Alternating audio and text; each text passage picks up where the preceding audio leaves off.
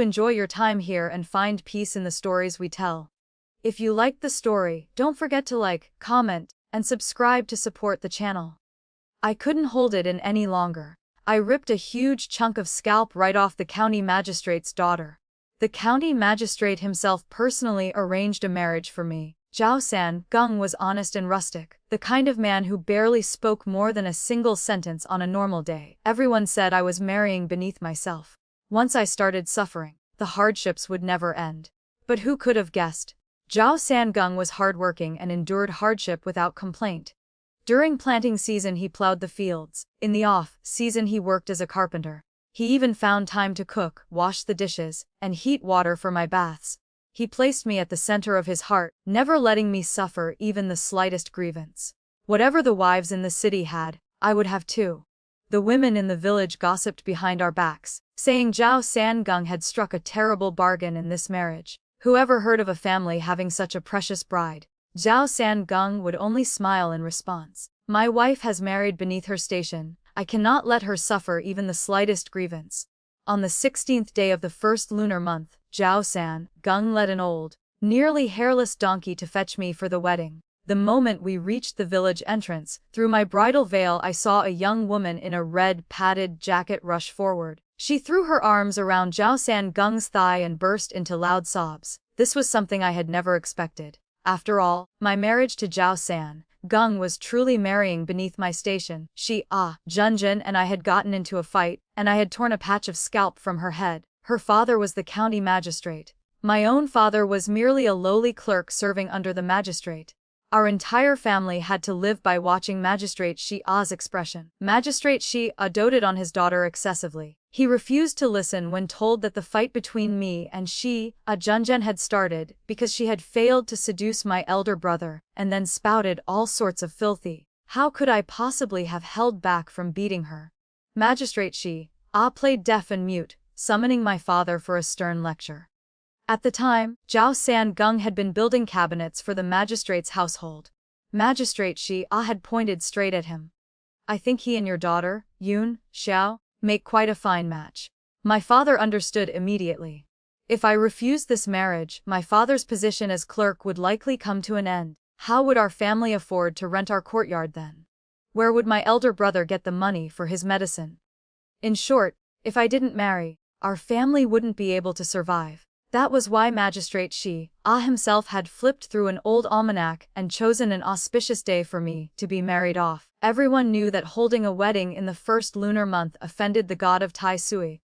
Unless it was a ghost marriage, of course.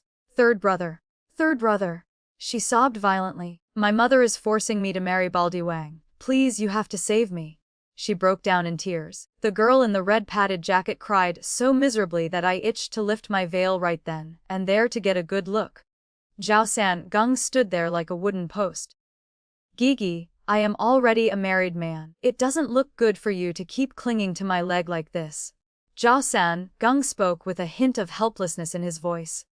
When he had first been told he had to marry me, he had seemed extremely unwilling.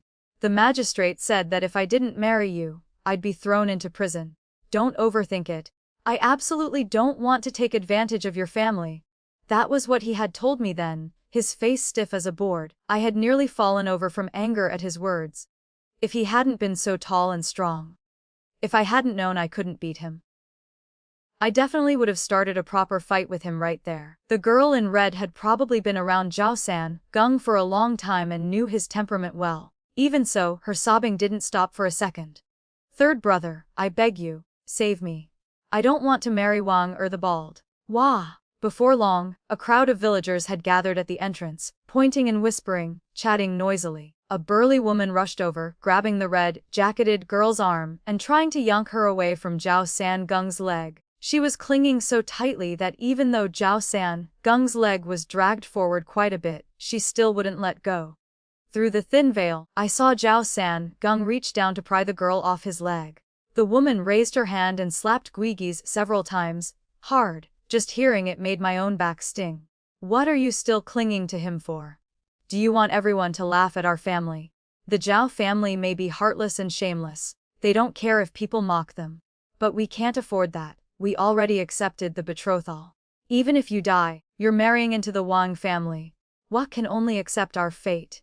We don't have the destiny to climb high like others. Oh my poor, ill-fated Guigi. The woman slapped Guigi twice more.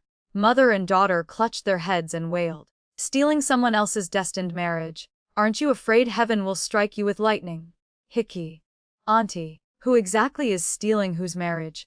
Speak clearly. My wife hasn't even entered the Zhao family gate yet. She can't be saddled with such baseless accusations. Zhao San, Gung said. Guigi's mother didn't explain anything clearly. She simply wept to the heavens and cursed the earth, every word ugly, and aimed straight at me. I reached up, lifted my veil, and shoved it into Zhao San, Gung's hands. Then I spread my arms wide and stared at him defiantly. He lifted his head and looked at me for a moment. His thick, straight brows furrowed slightly, his lips pressed tight, and his entire face flushed crimson. Carry me down from the donkey. I tilted my head, looking utterly unapproachable. Zhao San Gung hesitated for a moment, then stretched out his long, strong arms and gently lifted me down from the donkey's back. He didn't let go until I was steady on my feet. Madam, could you please speak clearly? Exactly who is stealing whose marriage? The way you're being so vague. I haven't even entered the Zhao family yet, and the whole village already hates me. If people hate me, so be it. At worst, I just won't marry and turn around and leave. But the entire Zhao family still has to live in this village. If you cause such a scene, how are they supposed to show their faces here afterward? I was still holding an apple in my hand. The one my elder brother had given me when I left home. My mother passed away early. The two men in our family had always protected me. Aside from the incident with Zhenjin, I had never truly suffered any loss to others. Gigli lifted her head and looked at me with a miserable expression. Her eyes were swollen and red from crying. Aside from her slightly rough cheeks, her features weren't bad at all. You haven't even entered the Zhao family gate yet, and you're already rushing to meddle in their affairs. What a waste that your father is an official. What kind of upbringing did you receive? Gigli's mother wiped her tears, yanked her daughter to her feet, then pushed her forward aggressively until she stood right in front of me. Her beady eyes darted back and forth. She didn't look easy to provoke. At the very least, my father never taught me to throw my arms around another woman's bridegroom and cry. Your daughter keeps saying she doesn't want to marry Wanger the Bald and keeps begging Jasan Gung to save her. Everyone, tell me, how exactly is Zhao San Gung supposed to save her, and why must it be him? Does Zhao San Gung owe your family money or some great favor? Come on, madam. Speak up so everyone can hear. Guigui's mother rolled her eyes. Ask anyone here. Who doesn't know that my Guigui was destined to marry Sanjing when she grew up? Who doesn't know? That's right. Sanjing is skilled at his craft, and Guigui is gentle and virtuous. Everyone knows the two of them are a perfect match. One villager chimed in. Sanjing's mother has poor eyesight. Gigi has helped with chores many times, and the shoes Sanjing is wearing right now were made by Guigui. Another villager added. Exactly. Everyone knows these two young ones are a pair. Someone else agreed, while I patiently listened until they finished, then picked out the key point from their words. Zhao San Gung, are the shoes you're wearing all made by Guigi? I asked Zhao San Gung. He had long limbs, eyes that weren't particularly large but had sharp outer corners, a high nose bridge, and thin lips. His entire appearance made him look cold and unapproachable. The kind of face that made children take 3 steps back the moment they saw him. Yet his speech was clumsy, and those wet, dark eyes made him seem simple and harmless. My mother's eyes aren't good. The clothes and shoes for me and my father are all made by the aunts and sisters in the village, but I've paid them for every single piece. Zhao San Gung stretched out one leg for me to see. These new shoes were made by 5th aunt.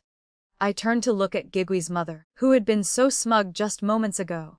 All the aunts and sisters in the village make clothes and shoes for him. Does that mean every single one of them is paired with Zhao San Gung? Auntie, have Zhao San Gung and Guigui ever had a marriage contract written? Guigui's mother's eyes dodged away. It was all just verbal agreements from before. She looked guilty and flustered. Who made agreements with whom? Who can prove it? I asked again. It's something everyone knows. What more proof do you need? She started acting fierce again. Auntie, you probably don't know this, but ever since I was little, everyone who saw me said I was beautiful and that I would grow up to become the emperor's wife. Everyone knows that. So why hasn't the emperor married me? The crowd of onlookers immediately burst into loud laughter. Gugai buried her face against her mother's back, her shoulders shaking. She was clearly crying again. I didn't like how scheming mother and daughter were, but I also felt a little sorry for her, having to marry someone she didn't like. After all daughters were the same. When one had no control over her own body, there were always more grievances than one could count. Aren't all those rumors something you yourself spread? How many times has Sanging told you? He made it very clear. He won't marry Guigi. Have you ever actually listened? And now you're causing trouble again. Don't you feel ashamed? Today Sanging is marrying his wife, and you just had to come ruin it, didn't you? You value Sanging so much. Then why did you accept the betrothal gifts from Wang the Bald? What's wrong with Wang the Bald except for his bald head? His family has the most farmland in all the neighboring villages, and the boy is honest and knows how to live properly. Geyer, it's not that I, third grandpa, want to lecture you, but can a man's face be eaten? A solid family background and good treatment. That's what's real. Hurry home. A good girl shouldn't learn from her mother. An old man with a goat beard, hands clasped behind his back, spoke slowly. Gigai's mother seemed a little afraid of him. She lowered her head and dragged Gugi away. The old man lifted his drooping eyelids and looked at me. This new bride has quite the sharp tongue. I had thick skin to begin with, so I simply smiled at the old man. It's getting late. The second lad's family has already set out the banquet and is waiting. Everyone, hurry over for the feast.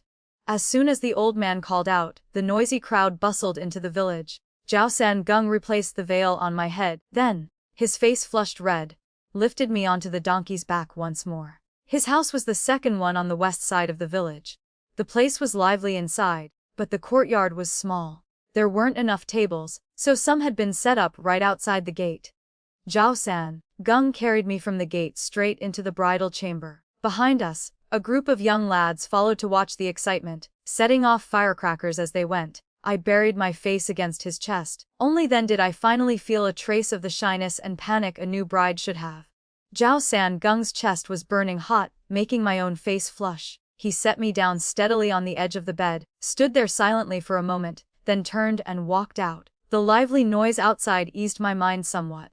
After all, Zhao San Gung had only married me because he had been forced. When he came to fetch me, he had arrived with only the donkey. My elder brother's health was poor. He couldn't travel far. Our other relatives lived thousands of miles away, so no one had come to escort the bride. My father had felt guilty toward me because of it, and had even shed a few tears. I had thought the Zhao family probably wouldn't hold a banquet. That would have been perfectly reasonable. But not only had they held a banquet, they had made it this lively, giving me, the new bride, plenty of face. It was also a sign that the Zhao family valued and respected me. I took off my veil, planning to eat the apple in my hand first. I had been starving all day, even though Zhao San Gung had given me a soft steamed bun on the road. The door was pushed open a crack. A boy about 5 or 6 years old came in carrying a bowl, moving with extreme care as if afraid he might drop it. Our eyes met.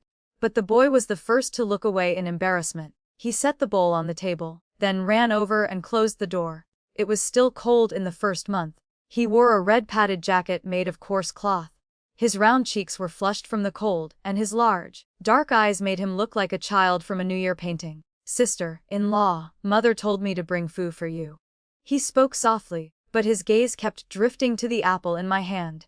Fruit was rare in winter. It had been a long time since I'd had one. I held the apple out to him. Eat it. The boy hid his hands behind his back and shook his head. Though his eyes stayed glued to the apple, he still refused. You worked hard bringing me food. Consider this apple your reward, all right? I reached out, pulled his small hand from behind his back, and placed the apple in his palm. The boy looked at me with sparkling eyes. I sat at the table and ate the bowl of noodles. The flavor was ordinary, but the broth was chicken soup, a rare treat. The boy sat on a stool, holding the apple with both hands and nibbling it bit by bit. He occasionally swung his little legs, looking incredibly adorable. What's your name, little brother? My name is Xie Ong. I guessed which character, Shitong, it was. The Xiong from resounding? I asked him again. Less. The boy answered confidently. I finished the entire bowl of noodles, not leaving even a drop of broth. Xiong glanced at the empty bowl I had set down. He stopped nibbling the apple, pressed his lips together, and looked at me. Sister-in-law, father and mother are both very good people. Big brother is even better. I'll be very obedient too. Please don't dislike our family, okay? His eyes looked just like Zhao San Gung's, dark and glistening. Who said I would dislike it? I pinched his rosy cheeks and smiled until my eyes curved. Everyone told father that. They said father and big brother shouldn't send betrothal gifts to your family, because our house could never reach the daughter of an official. They said you would leave sooner or later, and all the money spent on marrying you would be like throwing it into the river. Anger spoke clearly. Everyone in the village must have been saying the same thing. He had heard it so often that he remembered every word. On the day the Zhao family brought the betrothal gifts, my father hadn't let me come out. The ones who came were Zhao San Gung and his father. They had even specially invited a matchmaker. I had gone to the kitchen myself and prepared a whole table of dishes. My elder brother had brought out the pure, blossom white wine he had brewed himself to entertain them. After they left, my elder brother had come to find me with red eyes. Aside from his frail health, there was nothing bad about my elder brother. He opened a box. Inside was a whole ginseng root, complete with root and top, at least several decades old, if not a full century. Yao, besides the 30 taels of silver in the betrothal gifts, there was also this ginseng root. Your father-in-law dug it up deep in the mountains and kept it for many years without being willing to sell it. He said he heard my health wasn't good, so he brought it to nourish me. Yao was my pet name. My elder brother didn't say anything else, but I understood. 10 taels of silver was a full year's income for a village family. A ginseng root like this could easily sell for 100 taels or more. The fact that they were willing to offer such betrothal gifts showed how sincere they were. So our family had to respond with equal sincerity. I've already married your big brother. This place is my home now. I'm not going anywhere. If he treated me well, fine. If he didn't, I would find a way to make him treat me well. That was simply the kind of person I was. Really? His eyes sparkled as he looked at me. He took 2 more bites of the apple, then stopped. Why aren't you eating anymore? I'm saving some for father, mother, big brother and eldest sister to taste. He stuffed the apple into his pocket, then picked up the bowl from the table and headed out. With nothing to do, I carefully observed the not very large room. The room was very clean. The bed, cabinet, and table all looked freshly made, all of them catalpa wood. The cabinet and table weren't carved from single logs, but the craftsmanship was excellent. Tight joints, seamless, flat and straight. Only a layer of clear lacquer had been applied, there were no carvings. It looked neat and bright. Beside the bed was a 3-tiered dressing table with a backrest. The back and sides were carved with openwork vine patterns. It was so exquisitely made it was almost excessive. I had never seen anything this fine. Even the best furniture shop in the county didn't have anything like it. The bedding on the bed was newly sewn. The top quilt was embroidered with blooming peonies and magpies perched on plum branches. Everywhere showed careful thought. I felt a little happy. By the time Zhao San Gung returned, I was already slumped over the table, about to fall asleep. He closed the door, blocking the crowd that had come to tease the newlyweds outside. The faint scent of wine lingered in the room. It wasn't strong or unpleasant. He walked to the table and bent down to look at me. Both his cheeks and the rims of his ears were flushed. His eyes were hazy, as if covered by a layer of mist. We were so close that when he blinked, I could clearly see a small mole on his left eyelid. He was very handsome. Tired. His voice was very low, as if afraid of startling me. His voice was also very pleasant, even though he didn't seem like someone who liked to talk much. A little. Then let's go to bed, okay? I nodded. Zhao San Gung, please treat me well, alright? I said. In storybooks, the young ladies always said this to their husbands. It seemed like the words held some kind of magic. Once spoken, their husbands would treat them exceptionally well. Zhao San Gung's long lashes trembled slightly. The corners of his lips pressed together into 2 small curves. Alright, he said. Did you marry me willingly? Then why, when you came to fetch me, did you only bring 1 old donkey and a single ox cart? I furrowed my brows tightly, asking unhappily. I was afraid the magistrate would be displeased. If he wasn't happy, it would be hard for my father-in-law to live comfortably. I was stunned, thinking of Magistrate A's character. He hadn't married me off to Zhao San Gung so that I would live well. Zhao San Gung had thought things through very carefully. Delighted, I jumped up, threw myself onto the bed, and couldn't help rolling around a few times. Zhao San Gung, where are my dowry chests? My dowry consisted of only 3 chests, which had been brought over by the village ox cart. He turned and went outside. A moment later, he carried all 3 chests in. I used the key to open them. One chest held my everyday clothes and shoes. I hugged them to my chest and put them in the cabinet. The second chest contained my books and other daily necessities. There was no space for them in the room. Zhao San Gung, could you make me a small bookshelf? I looked up at Zhao San Gung, who was bent over watching me organize my things. I'll make it for you tomorrow. I opened the last chest.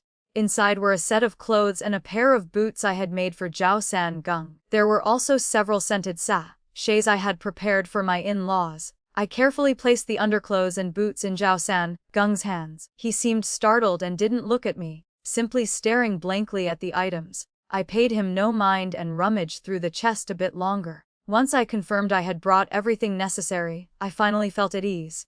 Alright, time to sleep. I sat on the edge of the bed and looked at Zhao San Gung with clear eyes. Zhao San Gung startled, nearly dropping what he was holding. He put the clothes and boots in the cabinet, then rushed outside as if wolves were chasing him. I took off my outer clothes, let down my hair, climbed into bed, pulled up the covers, and closed my eyes, pretending to sleep. After pretending for a while, I really did fall asleep. I didn't know when he returned, I only felt a warm patch on my face. Then on my hands. He was using a hot towel to wipe my face and hands. I slept even more peacefully. I had been uneasy these past few days and hadn't slept well. Perhaps because I had finally relaxed, I slept especially deeply that night. What woke me was the big goose in the courtyard. Quack, quack, quack. It sounded like it was mocking me for sleeping in. I opened my eyes. Sunlight streamed through the window and landed on my face. I raised a hand to shield them. Did you sleep well? Zhao San Gung's voice still sounded a little unfamiliar to me. I obediently answered, then crawled up and sat there in a daze for a moment. I saw that Zhao San Gung had already installed a bookshelf for me in the corner, by the window, and had even added a long desk. I stared at him blankly, my mind not yet fully awake, but I was also extremely anxious. How long had I slept, and he had managed to do all this? Zhao San Gung, what time is it now? My voice trembled. My mind instantly cleared, and I jumped off the bed. I bent down and rummaged through the cabinet for clothes. There were no dresses. Only separate tops and pants, convenient for work. Hair, put on your shoes. Zhao San Gung held my shoes, squatting beside me. I looked down. My feet were still bare. I dressed properly, neatly coiled all my hair up, and secured it with a hairpin. Then I looked at Zhao San Gung expectantly. I want to brush my teeth. Zhao San Gung went out and brought back a bowl with green salt at the bottom. Only after brushing my teeth did I feel refreshed. I know salt is expensive. I'll make it up to you. I took out one of the scented sachets I had prepared from the chest and said hesitantly to Zhao San Gung. He usually showed little expression. I could only judge his mood by how much he furrowed his brows. For example, right now, after hearing me speak, he didn't seem happy. You are my wife. I can support you. From now on, don't say such distant things. Everything in the house belongs to you too. Use whatever you want. Why talk about making it up? If anyone needs to make anything up, it's me. This was the longest sentence he had ever spoken to me. Serious and sincere, though his tone wasn't particularly gentle. But I knew how to read the room. I remember. I smiled until my eyes curved. The rims of his ears turned red again. He turned and walked out of the room first, stopping at the door to wait for me. I handed him the several scented sachets I had prepared. Was squatting under the eaves of the main house throwing stones. When he saw me, he affectionately called out, "Sister-in-law, good morning. Father, mother, eldest sister, and brother-in-law are waiting for you."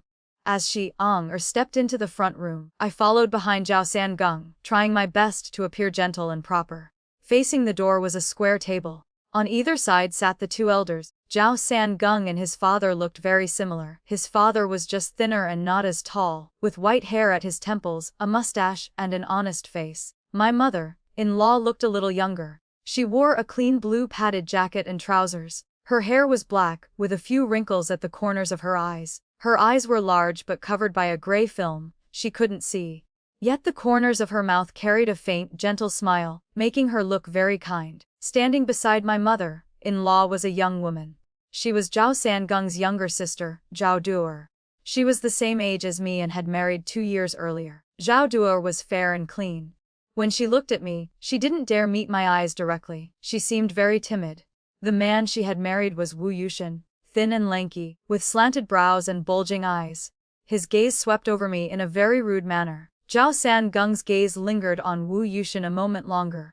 Wu Yushin seemed a little afraid of him. He straightened up and withdrew his rude stare. Zhao Sangung knelt first, then pulled me down with him onto a grass-woven cushion. "Father, mother, please forgive your daughter-in-law for waking up late." I blushed as I apologized. My father-in-law stammered for a long time without managing to speak. He looked even more nervous than I, the new bride, did. "What nonsense is this child saying? Our family doesn't have so many rules," my mother-in-law said with a gentle smile. I secretly glanced at Zhao Sangung. The corners of his lips lifted slightly before he withdrew his gaze from me. Doer brought over a bowl of tea from the table. The tea was murky, clearly brewed from tea scraps. They probably didn't usually drink tea in the house. This must have been specially prepared for the tea-serving ceremony.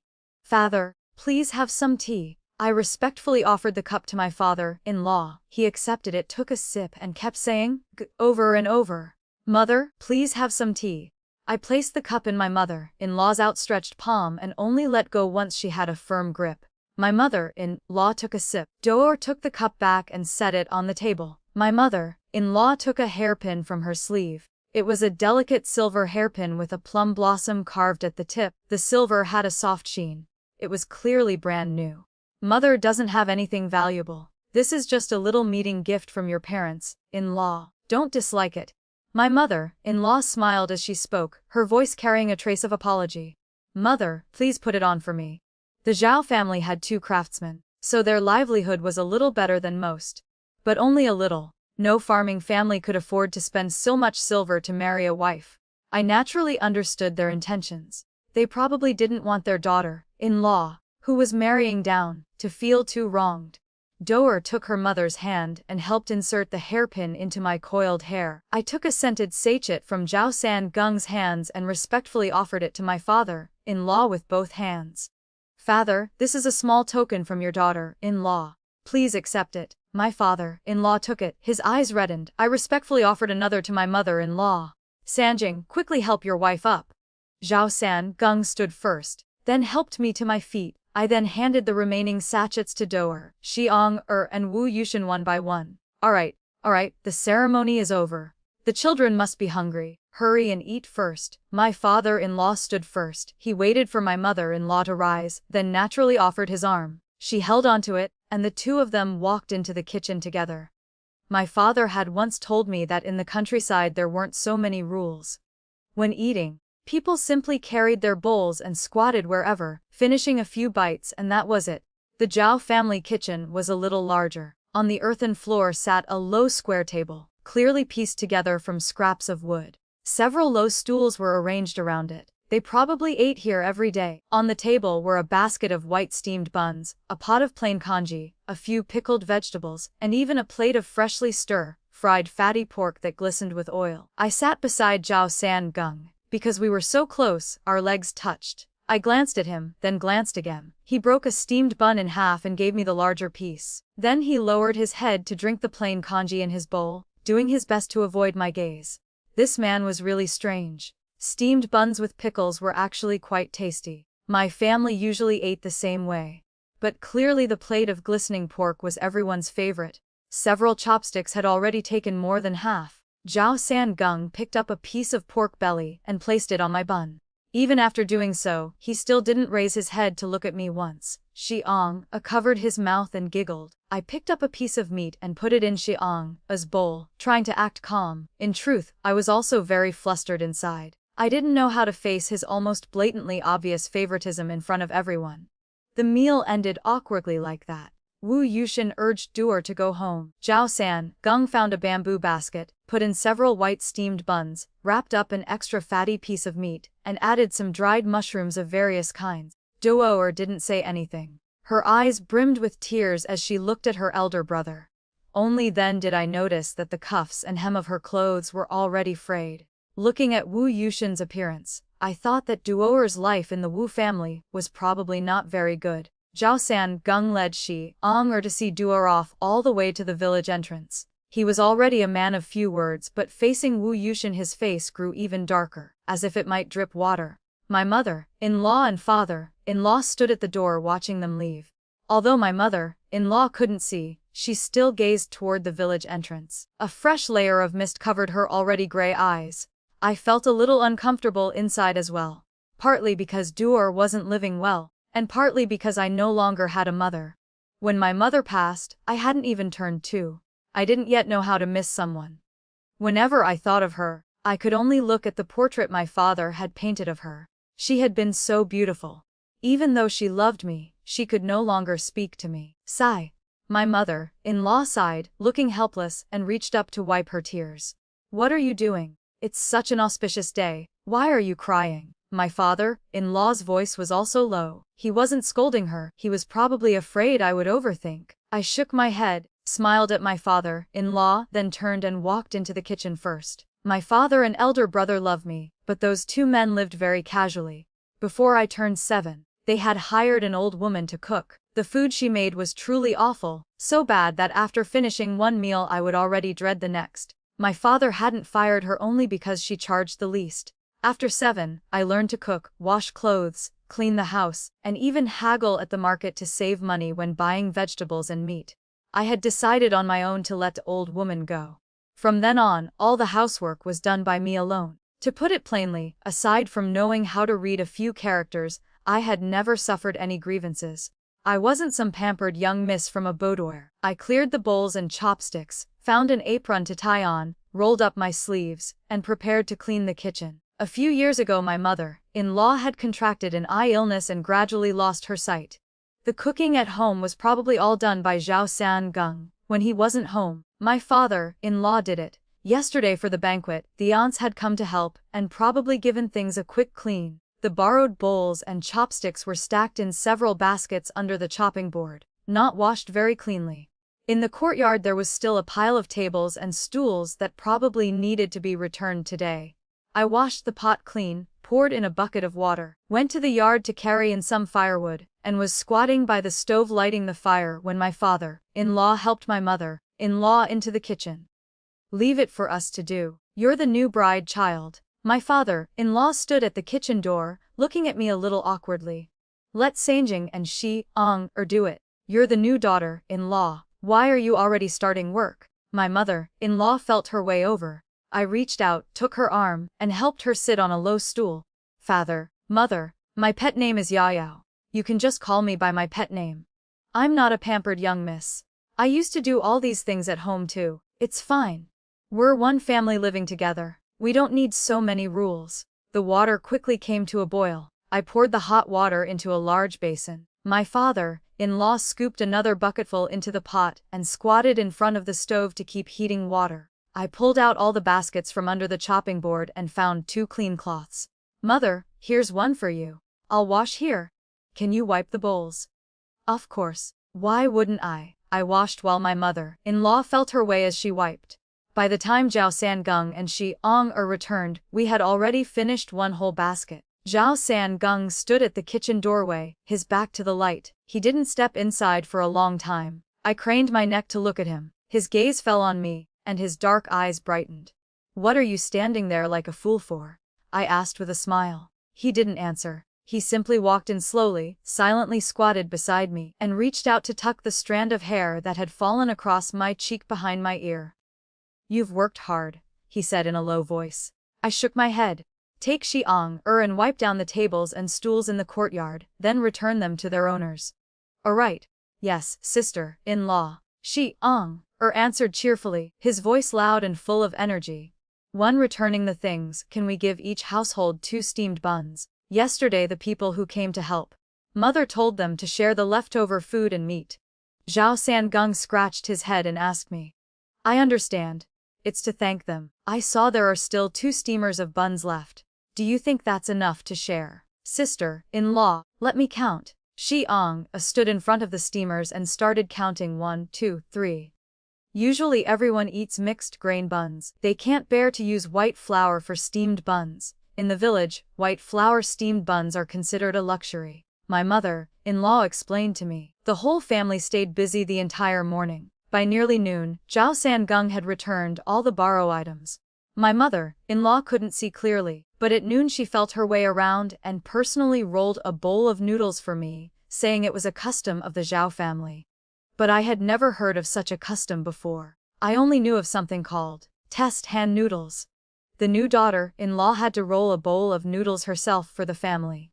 The finer and more even the strands, the more skilled she was considered. It was just a bowl of noodles, yet it warmed the heart in a special way. The Zhao family was a good family. I also cooked a bowl of noodles for each of them. Zhao Sangung rolled the dough. I cut the noodles very finely and made extra broth. By the time I set them on the table, my father-in-law's eyes were already red. Sanjing has had it hard these past few years. Thankfully he married a good wife. My son is blessed. Truly blessed. In the blink of an eye, the day had passed. After washing up in the evening and changing clothes, I lay sprawled on the thickly padded bed, staring blankly, too lazy to move. Zhao Sangung poured water for washing feet, closed the door, and leaned against the table. My gaze shifted to him. At first I only saw from his waist down. Then I looked a little higher and met his eyes. He looked at my posture, as if thinking about something. After thinking for a while, his face reddened again. I pulled up the blanket, wrapping myself tightly and leaving only my eyes exposed. Zhao Sangung opened the cabinet, took out the underclothes I had sewn for him, turned his back to the bed, and began removing his outer robe. His shoulders were truly broad. The lines of his back were truly beautiful. His legs were long too. Even the back of his neck was nicely rounded. I secretly sighed again and again in my heart. He suddenly turned his head. I immediately covered my eyes with the blanket. Zhao Sangung, do you know how to make a folding screen? I asked softly from under the blanket. I've never made one, but I can try. I secretly calculated when I returned to my maiden home, I would buy some green gauze and make an additional bed curtain. There was movement beside me. Zhao Sangung had lain down next to me. I pulled the blanket down, turned my head to look at him. Zhao Sangung lay flat on his back, both hands resting on his stomach. His long lashes were lowered. The straight bridge of his nose cast a deep shadow across his angled face, and a faint stubble dotted his chin. His lips were straight and firm. I thought he must be a very stubborn person. We lay there silently like that. Outside, the occasional bark of dog could be heard. I'm sorry. He suddenly spoke. What? I didn't understand why he suddenly said that. Because of me, you've been wronged. He tilted his head slightly. His dark eyes fell on my face. What wrong do you think I've suffered? I lifted the blanket and sat up to look at him. His lashes lowered again. The corners of his lips pressed tight. You're the daughter of an official. At your maiden home you read books and embroidered, with maids waiting on you. But after marrying into my family, you have to cook and wash dishes. He couldn't continue. There were probably many more chores in the house, but he didn't say them aloud and didn't dare add more. If I had truly had maids to wait on me, I wouldn't have had to fight Junjin with my own hands. So what? What was he trying to say? I gripped the blanket tightly, suddenly feeling nervous for some reason. My father's and elder brother's words kept echoing in my ears. If he doesn't treat you well, just come home. Could it be that Zhao Sangung was assuming he was right and telling me to go back? In that case, I would beat him up first before going back. I will work hard to give you a good life. His expression was resolute, his eyes exceptionally sincere. It seemed that whatever he said, he could truly accomplish. I lay back down peacefully. I believe you. It wasn't to comfort him. I truly believed him.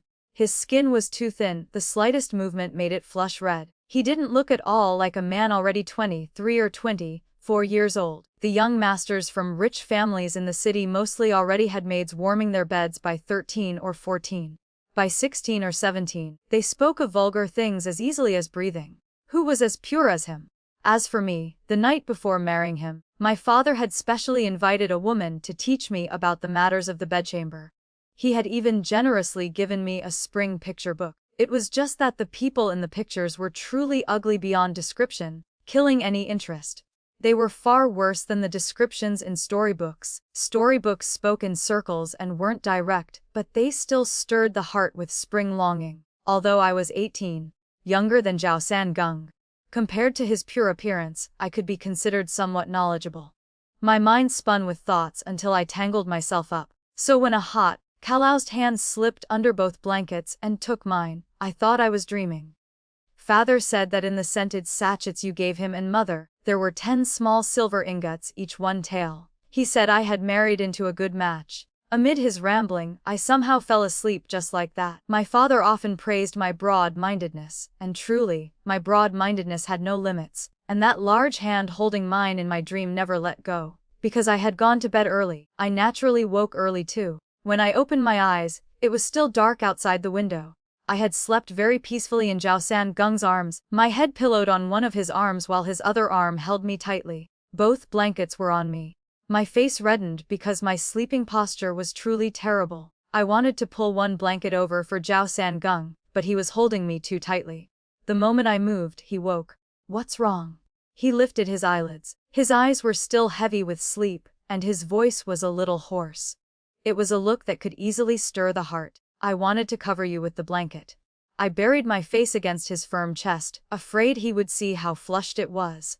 He loosened his hold, pulled the blanket loosely over himself, then placed his hand back on my waist. "Be good, it's still early. Sleep a little longer." His voice was very low, as if coaxing a child. And so I couldn't fall back asleep no matter what? The moment Zhao San Gung got up, I hurriedly got up too. There were many chores in the house, feeding the chickens, ducks, and pigs, sweeping the courtyard. But the men in the house were all diligent, so most of the work didn't fall to the women. I cooked congee in the kitchen while my mother-in-law sat on a small stool, feeling around to add firewood. Who would believe it? The round bun on her head had been tied by my father-in-law. "Yao, if you like thick congee, just make it thick. Don't be stingy with the rice. Our family isn't short of food." "Yes, mother." So I made it a little thicker.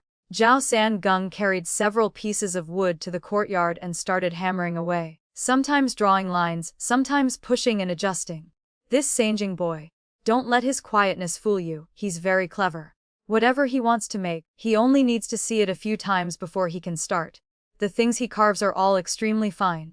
No matter how busy he is every day, he still spends half a watch practicing his craft. He's never been lazy about it. His craftsmanship is quite famous even in town." "Yes, his hands are very skilled," I smiled in reply. After all, even the county magistrate had invited him to build beds and cabinets for his daughter's dowry. In just one day, Zhao San Gung finished the frame for the folding screen. Before dark, he even went to hire an ox cart. The return gifts to my maiden family were white flour milled at home, sun-dried mushrooms and home-smoked meat. There were also several jars of sorghum wine that my father-in-law had brewed himself. The two elders repeatedly reminded us, "When we reached the county seat, remember to buy a few more things. Don't be stingy with the money." The ox cart conveniently dropped Shi Ong off at the private school in town first. When we reached the county seat, we bought a box of pastries and 2 boxes of tea, things my father and elder brother usually liked. The ox cart was loaded full. When we arrived at the gate, my father and elder brother were already waiting there. Lunch had been specially ordered from the prosperous Flavor Tavern. My father and Zhao San Gung drank a few cups of wine. My elder brother didn't drink, he sat and chatted with me. When it was time to leave, my father repeatedly reminded me to live well with Zhao San Gung. "Sanjing is a good boy." My father rarely praised anyone, only when he truly believed it. "Yes." I nodded vigorously and answered seriously. Life flowed on slowly like this. My bed curtains were hung, and the folding screen was in place. Every night Zhao San Gung purely held me in his arms to sleep, making me wonder more than once if there was something wrong with him. I had never seen a man who was both capable and hardworking like him. He took on many odd jobs, building tables and cabinets, making dowry chests, some roughly, some with exquisite detail. In short, he never had a single idle day. Spring winds blew into Lujiao village, and it was time again to go down to the fields and plant. The Zhao family had a lot of farmland. Every day he rose very early. Before heading to the fields, he had already finished most of the housework. By the time I finished cooking breakfast and carried it to the field edge, he and my father-in-law had already plowed half the plot. He was dressed lightly, yet beads of sweat dotted his forehead. I took out a cloth to wipe it for him, but he wouldn't let me. He simply used his sleeve to wipe once. "There's dirt on your face, it's dirty." I shook my head, ignored him, and used the cloth to clean his face properly. My father-in-law sat on the field ridge drinking congee and eating a steamed bun. He smiled with narrowed eyes, pretending not to see. Father and I already brought dry rations. You don't have to bring food out here. I handed him the steamed bun, squatted beside the earthen jar, and ladled congee for him. You and Father are working so hard. You should eat something hot. I handed him the bowl of congee. His dark eyes fell on me. The corners of his lips pressed together. The road is too far. It's not far. I smiled at him. He said nothing more and lowered his head to drink the congee. Sanjing, your wife is really precious. Look at my wife. She follows me to the fields every single day. The dark-faced man in the neighboring field was named Lu Ergo. He was about the same age as Zhao San Gung but already had 2 sons. Lu Ergo held the plow handle while his wife had a rope slung over her shoulder, straining to pull the plow forward. Lu Ergo occasionally scolded her. My wife really is precious. Zhao San Gung answered indifferently, his gaze sweeping over me. She can't handle heavy work. After the busy farming season passed, the women in the village became idle again. Every day they gathered at the village entrance to gossip. Zhao San Gung took jobs in town, leaving early and returning late every day. My father-in-law cut willow branches and brought them home to weave baskets. My mother-in-law felt her way as she sat beside him to help. She studied quite well. When he came home he wasn't lazy, he read books and practiced writing. When the courtyard gate was pushed open, I thought it was Zhao San Gung and she are returning. Unexpectedly, the one who came was Wu Yushin. He dragged Duer out from behind him, shoving her back and forth. Duer's eyes were red and swollen, she had clearly been crying. I don't want this daughter of the Zhao family anymore. Today I'm returning her to you. Wu Yushin shouted loudly, his tone both thuggish and calculating. I had only met him once, but I already disliked him intensely. I stood up, pulled Duer over, and looked her over from head to toe. Yushin, if there's something wrong, speak slowly. What exactly happened? My father-in-law said. His voice even carried a note of humility. That's right. If there's something, come inside and talk. My mother-in-law added, feeling her way forward to take Duer's hand. Duer's tears immediately poured down like a flood. Wu Yushin had probably been seen dragging Duer into the village by the women at the entrance. Several people were already poking their heads out the gate to watch the excitement. I walked over and closed the gate. Your daughter can't have children. I told her to go home and ask for some money to treat her illness. What's wrong with that? But she refused to death, even throwing tantrums and threatening to hang herself or drink poison. I don't dare keep a wife like that. My parents told me to return her to your family. Wu Yushin raised his chin and looked at everyone in the courtyard with extreme contempt. Duer covered her face and squatted on the ground, crying silently. My father-in-law's body trembled visibly. I didn't know whether from anger or something else. Zhao San Gung occasionally still sent things to the Wu family. He had once told me that the Wu family lived in hardship and asked me to be more understanding. It turned out Duer had been living miserably. Zhao San Gung had only been sending things in the hope that the Wu family would treat her a little better. Looking at my father-in-law and mother-in-law's expressions, I knew what they were thinking. They believed Duer was at fault for not being able to bear children, so they had allowed the Wu family and Wu Yushin to trample all over Duer and the entire Zhao family as they pleased. Father, mother, just let me die. It's all my fault for making you suffer such humiliation. Wu is humiliating your family. I only asked your family for a little money. Why are you acting like you want to die? With your brother-in-law's skills, taking out 50 or 100 taels is nothing.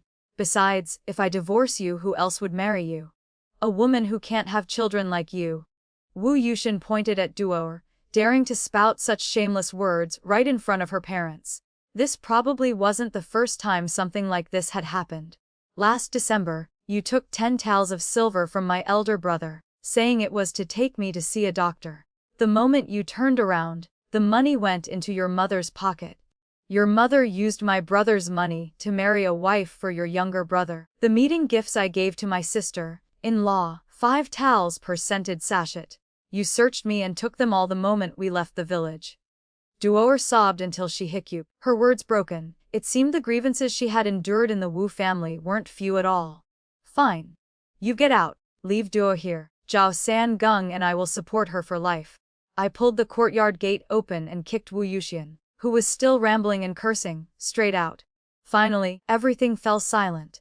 The cursing, the sobbing, even the nosy villagers peering in from outside the gate, all of them went quiet. Wu Yushin landed face first in the dirt. He scrambled up and stared at me in utter disbelief.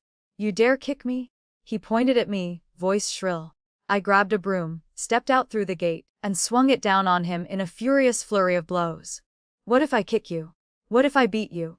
When your whole family was bullying our daughter, why didn't you think that she might have someone to back her up? Who taught you to raise your voice at your elders? Your parents sure know how to raise a son. Endless rules for a daughter-in-law, but they raised a boy who's worse than a pig or a dog. Why is it Duo's fault that she can't have children? Have you ever taken her to see a doctor? The Zhao family has manners. We never quibbled with you, we endured everything, and you thought we were easy to bully. Father, mother, and Sanging swallowed their pride only because they hoped you'd treat Duo a little better. And what did you do? You thought we were afraid of you. Whether Duo is sick or not is for a doctor to decide. For all we know, you're the one with the problem. Everything our family sent to yours, never mind feeding Duo alone, it was enough to feed your entire household for 2 years, you heartless things. You spout nonsense without even worrying your tongues will rot off. I struck Wu Yushin several more times with all my strength. He rolled and crawled to his feet, then bolted the moment he was upright, cursing as he ran. What kind of official's daughter? She's just a sour, shrewish woman, with a sister-in-law like you. Even I would divorce Zhao Duo. I chased after him with the broom. Wu Yushin clutched his head and fled. The women who had been watching from outside craned their necks, still waiting for more drama. Sanjing's wife, your parents-in-law are right there. Why did you have to step forward? And you even said divorce if you wanted divorced. Aren't you harming Duo? If she gets divorced, how is she supposed to live afterward? The woman speaking looked full of bitter sympathy. She was a widow whose husband had died young, leaving her childless. Everyone called her seventh brother's wife. Auntie, don't talk about how she'll live afterward. Duo is already living miserably right now. I already said it. If Wu Yushin divorces her, we'll support her. Anyone can boast. Who can predict the future? Guigui's mother spoke with acid in her voice. Yes, you're right. Who can predict the future? Since we can't, let's deal with the humiliation staring us in the face first. If you have time to spare, stop worrying about other people's business. Who knows, today you're watching someone else's show. Tomorrow it might be your own turn to be watched. I slammed the courtyard gate shut with the broom. I looked at my mother-in-law and Duo embracing each other and crying in the yard, my father-in-law standing beside them sighing. For a moment, I didn't know how to begin. I was afraid they would blame me. I was also afraid they would send Duo back. Father, mother, let Duo go inside and drink some water first. Inside the main room, I poured Duo a cup of water and pulled her down onto a stool. Her eyes were swollen and red from crying, yet she kept apologizing nonstop. It's all my fault. I've embarrassed father and mother, embarrassed the whole family. Why blame yourself? If anyone should be blamed, it's me. I knew you weren't living well in the Wu family, yet I kept telling you to endure, endure.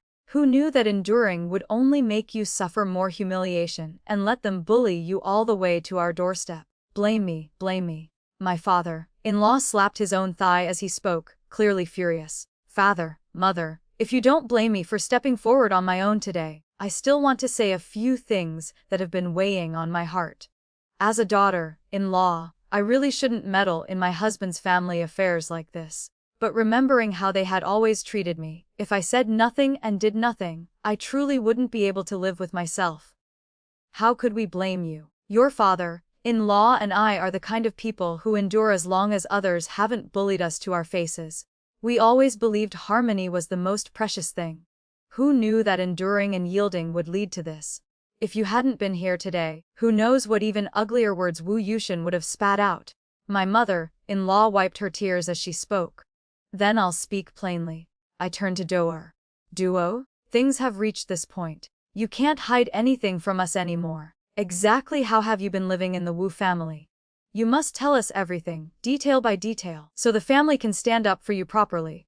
Duo took a sip of water. 2 fresh streams of tears rolled down her cheeks. Heartbroken and wronged. Father, mother, may I speak with sister-in-law alone for a moment? The moment Duo said that, I already had a rough guess. This matter probably wasn't just about whether Duor could get pregnant. Alright, then talk with your sister-in-law. My father-in-law agreed. Whatever he was thinking, he also reached up to wipe his eyes. There was still one room in the house, the one Duor had lived in before she married out. It had always been kept for her. Duor and I went into her room. Whenever he had free time, Gung cleaned it, so the room was spotless. Duor sat on the edge of the bed and began removing her clothes piece by piece. Her fair, delicate skin was covered in bruises, green, purple, almost no spot left untouched. The moment I saw shock and rage surge through me, my eyes burned. I gritted my teeth, forcing the hot tears back down my throat. I reached out and gently traced the wounds on Duor's body. She trembled, large tears falling one after another. Sister-in-law, Wu Yushin, he's impotent. His parents forced me. They forced me to sleep with his younger brother, saying I had to leave an heir for Wu Yushin. I refused, so they beat me. At first Wu Yushin still protected me. Later he started beating me too, calling me a loose woman who seduced his brother. Sister-in-law, I didn't. My body is still clean. I pulled Duor tightly into my arms, not letting her continue. Beasts, your entire family is lower than animals, I muttered. My eyes finally couldn't hold back anymore. Tears fell pattering down. I applied medicine to Duor's wounds and found a set of my own clean underclothes to give her. I won't let you go back there ever again. I soaked a warm cloth, wiped her face, then placed it over her eyes. If I get divorced, people will gossip. No one in the family will be able to hold their heads up outside. Even Xiang will be laughed at by his schoolmates. Duor spoke softly. What other people say or think, how can that compare to your entire life? Duor, you did nothing wrong. On what grounds does Wu Yushin get to divorce you? Just stay home. Not only will I help you vent your anger, I'll make Wu Yushin obediently divorce you. I'll show him what I'm capable of. I spoke through gritted teeth. I felt for Duor. Even if she weren't Gung's sister, she was still a girl who made one's heart ache. Duor stayed silent for a long time, then nodded. What would you like to eat? I'll make it for you. Tomorrow I'll take you into town and buy cloth to make you new clothes, alright? We just can't tell father and mother about this yet. Wait until your elder brother comes home tonight. After I discuss it with him, then we'll tell them. By the time Gung returned, the sky was completely dark. Everyone else in the house had already gone to bed. I lay on my stomach on the bed, idly reading a book. Gung finished washing up and stepped out from behind the folding screen, reading under the lamp. Be careful not to ruin your eyes. He didn't smile easily. His words carried little emotion, and the frown between his brows made him look even more intimidating. Then I won't read anymore. I put the book away and lay on the bed watching him change. He turned his back to me, removing his clothes piece by piece before putting on his underclothes, calm and composed. Only today was different. My mind no longer wandered with wild thoughts. He lay down beside me, took my hand, and slowly pulled me into his arms. He tucked my legs between his and placed my hand against his chest. He was different from me. His whole body was warm. Your cold hands and feet need to be examined. In a few days, once I finish the work I have on hand, I'll take you to the county seat to see a doctor. While we're there, we can visit your father and elder brother too. His voice drifted down from above my head. My cold hands and feet had been a problem since childhood. My father was busy, my elder brother frail, and I myself had never paid much attention to such a small ailment. Only after coming to Gung had something so minor been treated like an illness. Alright, I answered softly. What's wrong? Not happy. He lifted my head from his chest. His dark eyes fell on my face, brows furrowed so tightly they could squash a fly. I reached up and smoothed the crease between his brows, then slowly told him everything about Duor. He didn't speak. His body went rigid as a wooden post. I looked at him cautiously. A flame burned in his eyes, along with a layer of moisture. I'm the same as you. I wish I could slaughter that entire beastly family and skin them alive, but we can't. I gently patted Gung's back. He rested his head on my shoulder. My shoulder quickly grew wet, so hot it made my heart ache. 3 years ago, Mother suddenly lost her sight. I took her to every doctor in the county. They all said it couldn't be cured. I refused to believe them, so I took her to Bian City and found the best clinic. She drank medicine and received acupuncture. I rented a room in Bian City, doing odd jobs during the day and treating Mother's eyes at night. After half a year, she could see faint shadows. The doctor said that was the best it would ever get. Full recovery was impossible. Mother refused to continue treatment, so I brought her home. Only when we got back did I learn father had already arranged Duo's marriage. The match was made by second aunt. The Wu family's circumstances seemed decent. Though the mother-in-law was difficult, I thought Wu Yushin was honest and very attentive to Duo, so I didn't object. His voice caught in his throat. I didn't urge him, simply waited for him to continue. Duo has been obedient since she was little. Father was often away doing carpentry. Mother took me to the fields. Duo was still tiny then, but she could already handle all the housework. By 5 or 6 she was carrying food and water out to the fields for mother and me. She was the only girl in the house. Our family's life was considered decent compared to others, but Duo still suffered a lot. When I was treating mother's eyes, we spent every last coin we had saved. When Duo married out, I even had to borrow 20 taels from others to prepare her dowry. Father gave her a wild ginseng root that was decades old as part of it. We only thought that a thicker dowry would mean she'd be bullied less in her new home. The first year after she married, life was still good. In the second year she came home less often. When she did return, she didn't say much. When we asked, she only said everything was fine and told us not to worry. Later Wu Yushin came to me twice asking for silver, saying Duo couldn't get pregnant, and he wanted to take her to a doctor. I actually believed him. I gave him the money and never asked again. What kind of elder brother am I? Zhao Gung held me tighter, his body shaking violently. He had never spoken so much to me before. I understand. You were busy too. How could you have time to think everything through? What's done is done. Blaming anyone is useless. We have to find a way to get justice for Duo. My idea is to bring Duo home. If she can't find a good match later, we'll support her for life. Alright? Alright. It was a long time before Zhao Gung spoke again, his voice faint. Zhao Gung, women already have it harder in this world than men. Duo has suffered so much. Let's treat her well, okay? I'll treat her well too. Yao Yao. His voice was hoarse as he called my pet name. The 2 words coming from his mouth somehow sounded anything but innocent. I cleared my throat softly, then told him the words I had already prepared. Zhao Gung didn't sleep the entire night. Though he still lay properly and decently as always, I knew he wasn't sleeping. His breathing was uneven, sometimes heavy, sometimes light. I figured that in that one night alone, Zhao Gung had probably dismembered Wu Yushin 1,000 times in his heart. The next morning, Zhao Gung sat at the breakfast table as if nothing had happened, then went into town for work and dropped Ong off at school along the way. I knew Zhao Gung had risen very early. He and my father-in-law had cleaned the pigsty together, probably while he told father part of Duo's story. At least father hadn't fainted from rage or screamed about slaughtering the entire Wu family. When the sun blazed high, I took Duo into town. The town wasn't large, but it had every kind of shop. As long as you had money, you could buy anything. First I took Duo to buy several bolts of cloth, 3 for clothes for her, the rest for single-layer garments for the family. The weather was warming up anyway. Then I led Duo to the pastry shop. The shop belonged to Zhao Gung's second aunt, and sat on the busiest eastern street of town. On the day Sanjing and I married, second aunt's family hadn't come. They only sent a box of pastries, saying they were afraid of delaying business. I had tried one of the pastries. They weren't fresh, the crust wasn't crisp enough, and there was barely any filling. This was my first time here. The shop was tiny and business looked slow. The woman selling pastries was plump and kindly looking, but her eyes darted about. She was clearly shrewd. Beside her stood a short, stocky man with drooping brows and an honest face. That was Sanging's second aunt and uncle. My first time meeting them. Second aunt saw Duo first. The smile on her face faltered for a split second before returning to normal. Oh my. Isn't this my own niece? What brings you here to visit your second aunt today? She came out from behind the counter and took Duo's hand, but her eyes landed on me. Second aunt, I hope you're well. Duo greeted her. I did the same. As this Sanging's new wife. As expected of an official's daughter.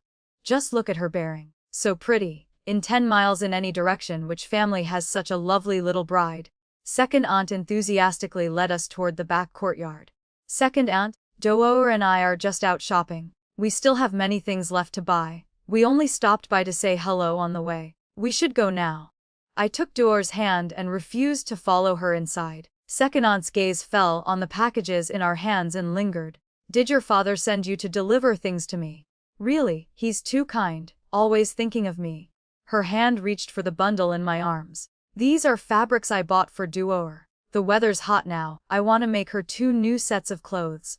I turned slightly, avoiding her outstretched hand. Second aunt's face immediately darkened, the corners of her mouth drooping. The Wu family isn't living easy either. Duor, you really don't understand anything. No wonder your mother-in-law is never satisfied with you. Besides, in the countryside, every family wears the same set of clothes through all 4 seasons. Why are you the only precious one? Do you not plan on living properly anymore? Second aunt's tongue was vicious. Without even asking what had happened, she turned and scolded Duor harshly. Duor's eyes reddened, whether from grievance or anger, I didn't know. I gently squeezed her palm, truly unable to understand how an honest man like my father-in-law could have such a vicious, hateful younger sister. Second aunt, I bought this fabric for Duor myself. Sanjing's wife, my nephew doesn't earn money easily. Even if he has some, it shouldn't be spent the way you're spending it. No matter how the Wu family is, they won't let Duor lack food or clothes. Just those few sentences and I already knew this woman was completely biased toward the Wu family. Did she know about the dirty things the Wu family had done? If she knew and still pushed her own blood niece into a pit of fire, then she truly wasn't human anymore. Duor's marriage was arranged by second aunt herself. You and the Wu family must be very close, right? I took out a small piece of silver and pointed at several kinds of pastries, asking her to wrap them for me. Only then did a smile return to second aunt's face. Her tone became warm again. Of course. Your uncle and Duor's father-in-law are from the same village. Childhood neighbors who grew up together. Before we opened this shop in town, Yushin's mother and I were together every single day. So it really is true. Distant relatives are no match for close neighbors.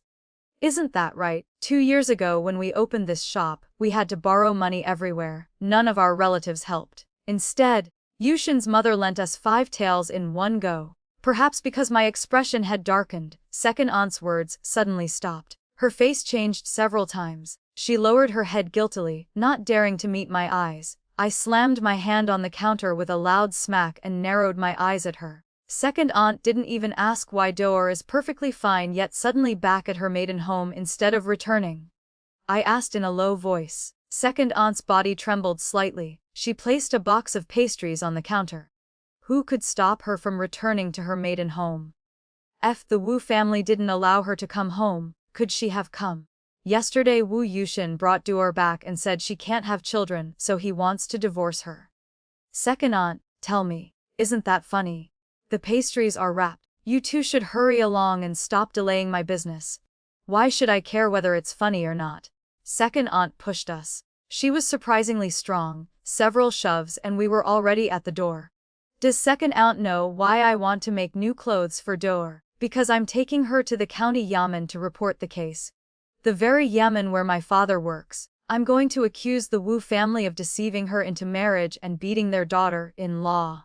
Second aunt froze. What did you say? She looked at me in disbelief. I want to sue the Wu family. Does second aunt understand the law? Those who deceive into marriage are beaten with the heavy rod or executed. Those who beat their wife and cause injury are beaten with 80 strokes and exiled or executed. Second aunt knows perfectly well that Wu Yushin is impotent yet still tricked your own niece into marrying him.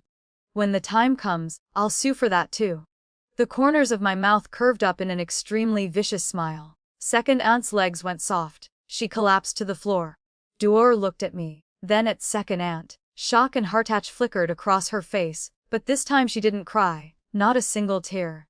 She seemed to understand everything as she choked out. Father and mother never treated you badly.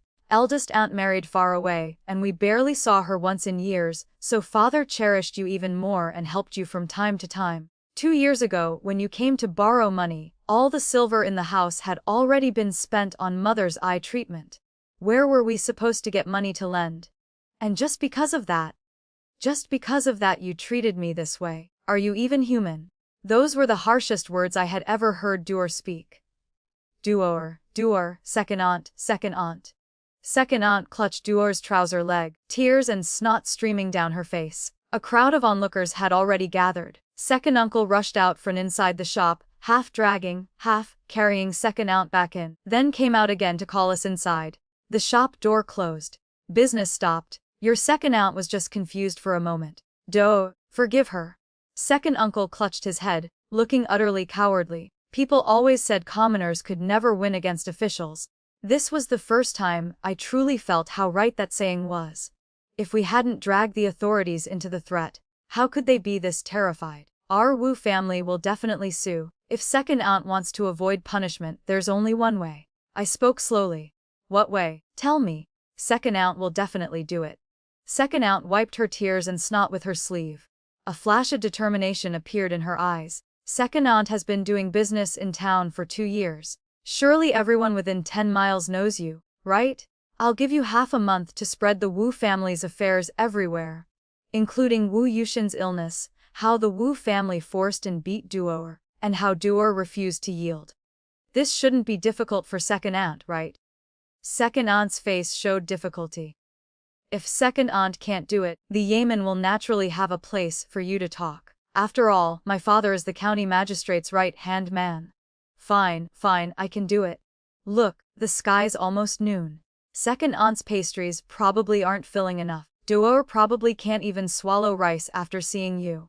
This time second uncle was no longer foolish at all. He emptied the entire money box and pushed everything toward me. I didn't refuse. I gathered all the copper coins. I'm not the one saying this, but second aunt's pastries really are hard to eat. I won't take these. Second aunt, return my silver. I held my hand out in front of second aunt. The small piece of silver I had given earlier was still clutched tightly in her palm even after all her crying. Second aunt refused to let go. The flesh on her cheeks trembled. The corners of her mouth strained. Duo stepped forward, pried open her palm, and I took the silver back. Second aunt collapsed to the floor again, wailing to heaven and earth. But who cared about her? After we returned home, I didn't let Duo go outside anymore. For more than 10 days afterward, whenever anyone met me they wanted to ask about Duo. I only squeezed out a few pitiful tears and turned away without saying a word. Meanwhile, Zhao-san, Gung had long since asked my elder brother to write the lawsuit. He then personally went to the county seat to see my father. On the 13th day after Duo returned home, Wu Yushin and his mother came knocking. My mother-in-law and Duo stayed inside and refused to come out. My father-in-law and I blocked them at the gate. Wu Yushin's mother had a sharp, monkey-like face, thinning hair, small slanted eyes, a slightly hunched back, and a vicious curl to her mouth. One glance and you knew she was the type who loved causing trouble and cursing. The only way to deal with someone like her was to be even more vicious. The two of us traveled dozens of miles to get here. Is it proper for in-laws to block the gate like this? At the very least you should let us mother and son inside for a cup of water, right? Wu Yushin's mother lifted her eyelids, looking perfectly reasonable. I waited for my father-in-law to speak. Instead, he trembled all over with rage, lips quivering, pointing at Wu Yushin's mother but unable to curse a single word. I never thought you'd still dare come to our house. And you want to come inside for water. Aren't you afraid we'll poison the water and kill you? I also lifted my eyelids, the corners of my mouth curving up. Your father-in-law is right here. Since when is it your turn, you cheap slut, to speak? Weren't you the one who incited Duo not to follow my son home? People say it's better to destroy a temple than a marriage. You're so vicious. Aren't you afraid of dying without descendants? Wu Yushin's mother jumped up, one finger jabbing straight at the tip of my nose. I swatted her finger away and slapped her across the face in the same motion. I used too much force. My palm stung and went numb. You old hag, you ran all the way to our gate to show off, talking about dying without descendants. Could it be that you've done so many immoral things that your son ended up with that eunuch illness?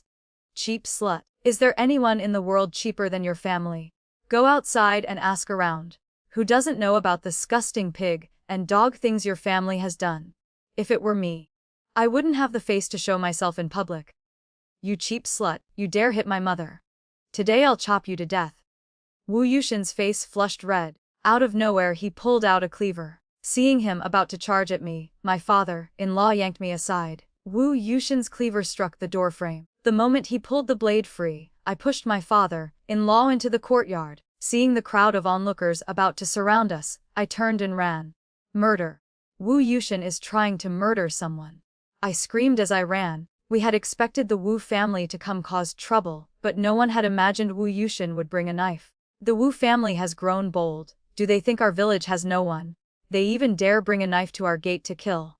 Gozi, Changchun, help me catch him first, then go find the village head. The speaker was a 16 or 17-year-old youth, Sanging's cousin Sixi. He was tall and sturdy. When he had free time he often followed Sanging to learn carpentry, and frequently came to our house for meals. The moment Sixi shouted, several young men rushed forward, pinned Wu Yushin to the ground, and ignored his mother's wailing. I went inside, fetched 2 ropes, and Sixi tied the mother and son up like pigs. He stuffed rags in their mouths and tossed them straight into our courtyard. I gave Sixi 50 copper coins, and told him to find an ox cart in the village to take him into town to find Zhao San Gung. Before long the village head arrived, bringing several elders. The courtyard was packed with people. Gozi and Changchun led a group of youths to carry stools from every house. My father-in-law invited the village head into the main room. I poured tea, brought out homemade white flour steamed buns, and set out several plates of dried fruit and pastries I had bought in town last time. I asked the children to carry them out and distribute them to the spectators inside and outside the courtyard. Zhao San Gung returned very quickly. He pushed through the crowd surrounding the courtyard, walked straight to me, and looked me up and down. His lips pressed tight. Without a word he stepped into the main room. I hadn't been afraid when Wu Yushin pulled out the knife. I hadn't cried when the blade was about to chop down on me. But the moment I saw Zhao San Gung, my eyes grew wet. Now that Zhao San Gung was back, I no longer had to stand at the front. I went to the side room to stay with Duer. Duer was sitting on a low stool doing needlework. When she saw me come in she even forced out a smile. I gently squeezed her hand. Sister-in-law, I'm fine. I've thought it through. Whether we settle this privately or take it to the officials, it will spread everywhere anyway. Since the outcome is the same, I definitely choose the way that will make the Wu family suffer the most. It was never your fault anyway. Let them say whatever they want. Doer nodded and continued her needlework. Such a gentle, delicate girl, yet she was also incredibly strong. When she heard we were taking the case to the authorities, she hadn't hesitated for even a second. She had agreed immediately. By the time night fell, everything had been discussed. Wu Yushin and his mother were locked up for the night in the straw shed behind our house. Early tomorrow morning they would be taken to the county seat to face the magistrate.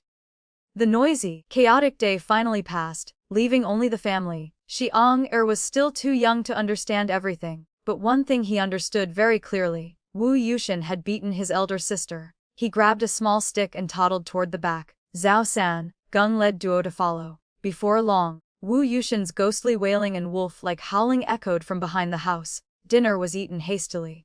Everyone went to bed early. Only tonight Zhao San Gung was especially quiet. He held me, his hot palm slowly gliding over my body. It tickled. I tried to dodge but he held me firmly in place. I couldn't stand the itch and burst into soft giggles.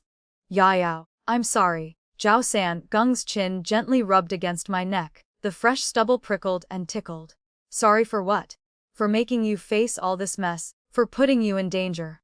Aye. Zhao San Gung, didn't I take Duer into town a few days ago? I bought so many things.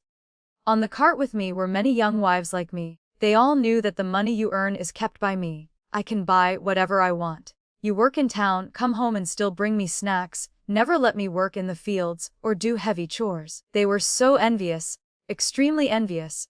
One young wife even cried. She said her mother had once asked someone to inquire about my family, wanting to form a connection, but you refused. I gave her a piece of the dried peaches I bought and comforted her, telling her not to be sad.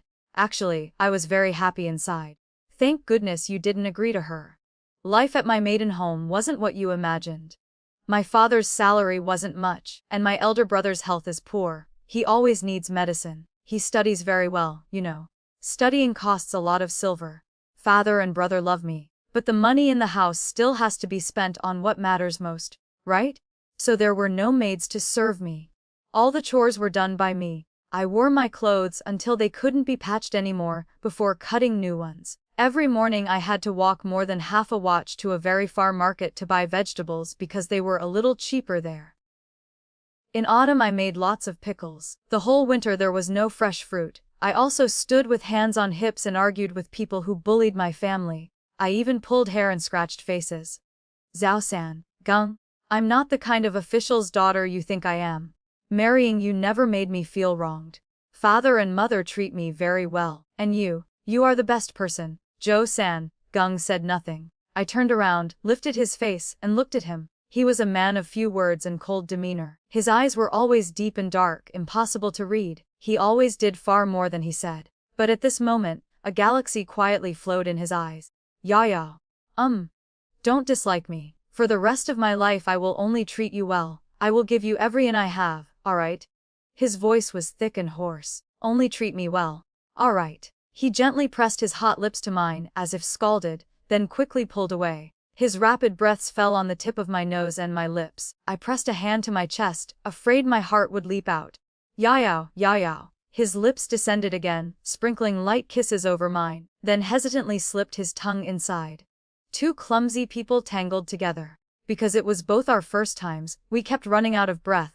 We would rest a moment, then our lips would meet again. I didn't understand what magic a kiss held, but it truly made one's soul spin. Yao, not tonight, we can't. I looked at Zhao-san, Gung in a daze. The corners of his eyes shimmered with spring, and fine beads of sweat dotted the bridge of his nose. He pulled me tightly into his arms, breathing hard. Tomorrow we still have to go to the county seat. You really want to take my life? Yao. Zhao-san, Gung couldn't form complete sentences. He mumbled my name over and over, finally released me, turned, got out of bed, and walked outside. I stared at the dark roof, pulled the blanket over my head, and only then did belated embarrassment surge up. But the embarrassment didn't last long. I remembered the cleaver Wu Yushin had pulled out during the day, and cursed that bastard soundly in my heart. I hadn't even made a move yet. How dare he pull a knife? Bastard. After that I drifted off into a hazy sleep. In my dream, I was pulled into a pair of ice-cold arms, truly freezing. Even his lips were cold. I smacked my lips and fell back asleep. Yao, time to get up. Zhao-san, Gung's voice drifted into my ears from far away. I slowly opened my eyes, my gaze landing on him. He was neatly dressed, and a faint scent of osmanthus lingered on him. He reached out and pulled me up, one hand on my waist, the other tucking the messy strands of hair sticking to my face behind my ear. Still sleepy, his low voice fell beside my ear, carrying a hint of laughter. No. I answered in a daze. Soft, cool lips brushed lightly across my forehead, then quickly withdrew. There's osmanthus kanji that you like. Hurry and get ready. He stood up, brows slightly raised, in an excellent mood. Outside, the sky wasn't even light yet.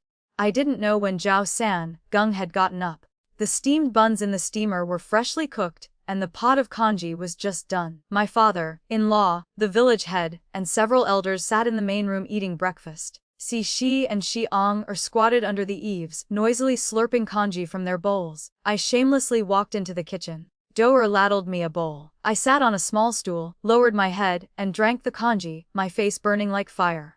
You must be exhausted, right? My mother-in-law suddenly asked with a giggle. It was like a bolt of lightning striking my head, leaving me utterly shell-shocked. Not tired. I really wasn't tired at all. Big brother seems to be in especially good spirits today. He got up in the middle of the night to knead dough and steam buns. Doer added another sentence. How was I supposed to explain to them that nothing actually happened last night? Well, something did happen, but definitely not what they were imagining. Because my mother-in-law and Doer had misunderstood, before we got on the ox cart I was given a soft cushion, along with Doer's shoulder. Sister-in-law, if you're tired, lean on my shoulder and rest a while. In truth, she had already firmly pressed my head onto her thin shoulder. Sigh. This trip was extremely grand. Besides our village's 2 ox carts, we had hired carts from several neighboring villages. More than 10 people marched into the county seat like an army going to war. The lawsuit had already been submitted earlier. I heard my elder brother had poured his heart into writing it for an entire day. Wu Yushin's father and younger brother had also arrived. They knelt trembling in the court. The magistrate sat sternly on the dais. The wooden gavel slammed down with loud bangs. Before the trial even began, he ordered each member of the Wu family to receive 5 strokes. There was actually nothing to investigate. After just a few strokes, Wu Yushin's younger brother was already crying and calling for his parents. spilling every secret he should and shouldn't have told. A few casual inquiries and everyone within 10 miles already knew the filthy things the Wu family had done. The fact that Wu Yushin had pulled a knife and injured someone was witnessed by the village head and the villagers who had followed. Ironclad evidence. Wu Yushin was beaten with 50 strokes, half his life was gone. Once he recovered a little breath, he would exiled 3,000 miles. He probably would never return in this lifetime. The rest of the Wu family each received 30 strokes. Duo was officially divorced from Wu Yushin. The Wu family had to return Duo's entire dowry along with the silver Wu Yushin had taken from Zhao San Geng. My father paid out of pocket and booked 3 tables at the prosperous Flavor Tavern, inviting everyone from village who had helped to come eat and celebrate. Zhao San Geng and I had to stay overnight in the county seat. The others hurried back before dark. Zhao San Geng had drunk quite a bit. I arranged for him to rest in my maiden chamber. My father had also drunk quite a bit, but whenever he was drunk he talked a lot. He pulled me and my elder brother over to chat. You handled the Duo's matter very well. Sanging is a good boy with backbone. He was even willing to spend money. Yao Yao, you already know what kind of person Magistrate Xiai is. He receives who knows how many lawsuits like this every year. All he has to do is say it's a family matter and he's not in a position to interfere, and he can ignore it completely. But he handled Duo's case to the end and judged it fairly. It was only because of the 100 taels Sanging offered that it was resolved. He took a sip of tea and continued. Our Yayo is also a good child, willing to spend such a large sum for a little sister-in-law. A girl's life is already hard enough. Marrying into a family worse than pigs and dogs makes it even harder. 100 taels saved a girl's entire life. It's not a loss at all. Your parents, in-law and Sanjing are all good people. How many people in this world are willing to spend money to save a girl who has already married out? After all, that was 100 taels. In short, our Yayo married into a good family. Father is very happy, truly very happy. My father slapped his thigh and laughed heartily. I poured him a cup of tea, then poured one for my elder brother. Father, that 100 taels came from selling 10 mu of prime farmland. Remembering how my father-in-law had while counting the money, I sighed softly. Farmland was the foundation of a farmer's life, yet my father-in-law had sold it without hesitation. At the time, while they were discussing, I had brought out the more than 20 taels Zhao San Geng had given me plus the 20 taels my father had provided as dowry. My father-in-law had immediately pushed the silver back to me. How can we use our daughter-in-law's dowry silver? What kind of people would that make us?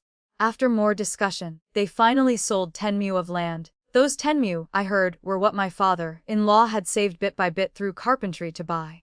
As long as everyone is healthy, money can always be earned again, and land can be bought again. Sanjing can endure hardship and has backbone. Whatever he does, he can succeed. I pressed my lips together and smiled. I felt my father was absolutely right. Brother, when will you leave for the capital? In the 3rd month my elder brother would take the metropolitan examinations. His health was poor. Traveling alone to the capital truly made one uneasy. The day after tomorrow. My elder brother had refined otherworldly features, profound learning, and an extremely gentle temperament. Aside from his frail body, he had no flaws. If he hadn't been sickly since childhood, he might have become a young top scholar long ago. You're still traveling with Cheng Zhao. Cheng Zhao was my elder brother's closest friend. I heard his family had some distant relation to a high official in the capital, and their circumstances were comfortable. Every time he went out he brought 2 young attendants. Cheng Zhao had an open, bright personality and treated others with utmost sincerity. That my elder brother could travel with him eased our minds considerably. Little Ju is still young. I'm afraid he won't take good care of you. Should we hire an older person to accompany you? Little Ju was my elder brother's attendant, the only proper servant in our family. Your brother is only a little weak in health. It's not like I can't take care of myself. Don't worry. My elder brother smiled gently and reached out to pat the top of my head. The knee pads, padded jacket, and new shoes and socks I made for you. Remember to take them all. You must take good care of yourself. Alright. Don't be stingy with money. Even if the family is poor, when traveling you must be generous. Outside, convenience is most important. Alright.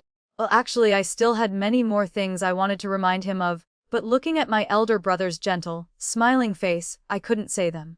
He was older than me, had a strong will, was smarter than most, and was calm and decisive in everything, far stronger than me by 100 times. It was just I still worried about him.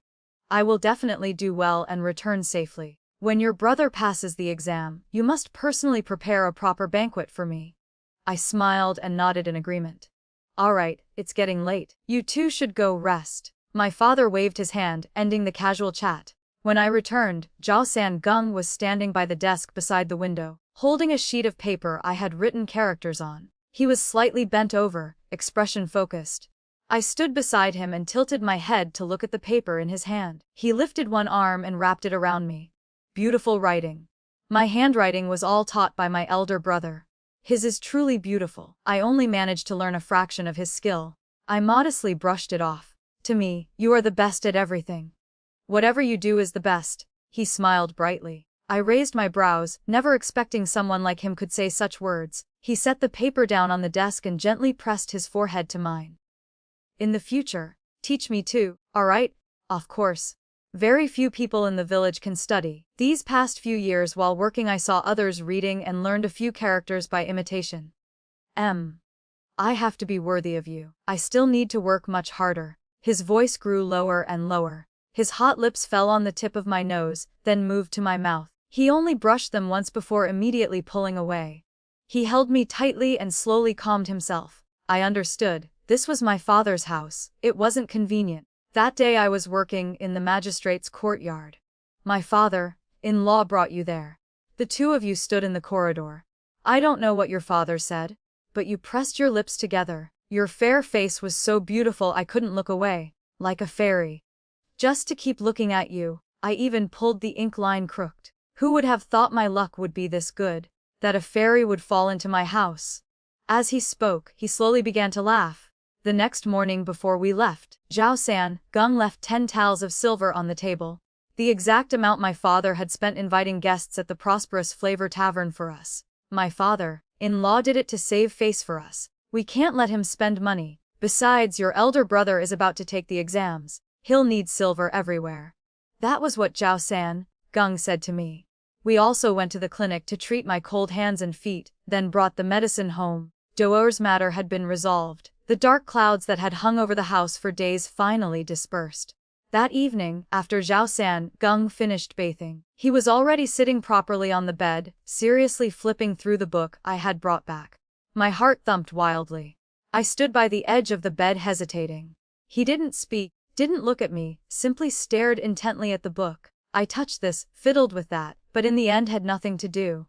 I climbed onto the bed, wrapped myself tightly in the blanket, and pretended to sleep. Zhao Gung blew out the oil lamp, lifted the blanket, and slipped in. He reached out and pulled me into his arms. Yao, turn around. The room was too dark, too quiet. His voice became especially clear, slipping straight into my ear and making my head spin, my cheeks burn. I gathered all my courage and turned. I immediately received a passionate kiss. Yao, if it hurts, tell me. I'll stop. Hot breath fell beside my ear. Zhao Gung's low, husky voice was more seductive than I had ever heard.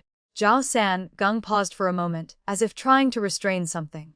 But when Yao trembled softly in his arms, the last thread of his control finally snapped.